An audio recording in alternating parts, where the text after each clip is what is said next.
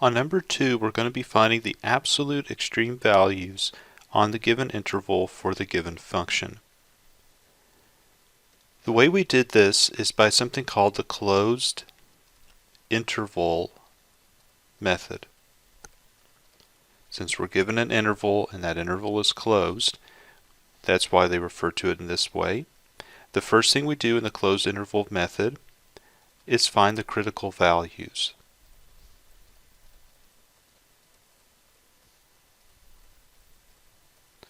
So what we mean by critical values is find where the derivative is equal to 0 or where the derivative does not exist.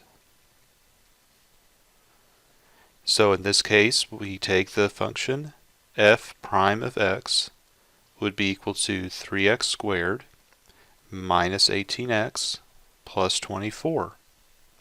And we set that equal to 0.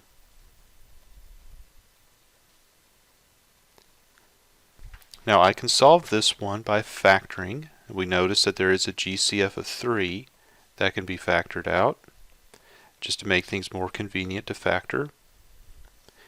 And this thing would factor into x minus 2, x minus 4. So once we take and we solve for x from each of these factors, we'll get x equal to 2 and x equal to 4. These are two critical numbers of our function. But we'll keep in mind that we're using the interval between 0 and 4. So we've already got 4 here included, and we got the 2, so they're both inside of that interval. The next step, once we have our critical numbers and we only look at the ones that are within the interval, we plug the critical numbers in, and also we plug in the numbers at the ends of the interval.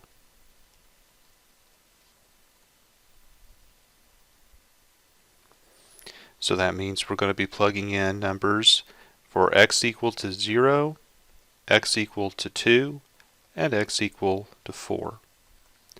And we're going to be plugging these into the original function f of x.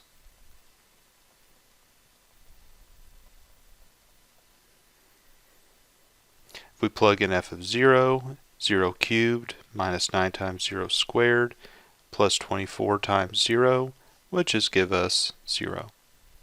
If we plug in 2, we're going to get a 20. And if we plug in 4, we're going to get a 16. So what this tells us is this one here is going to tell us about the absolute maximum. It's the biggest number on that interval. And this one over here is going to tell us the absolute minimum on this interval. So we can say the maximum of this function is 20 at x equals 2, and the minimum is 0 at x equals 0.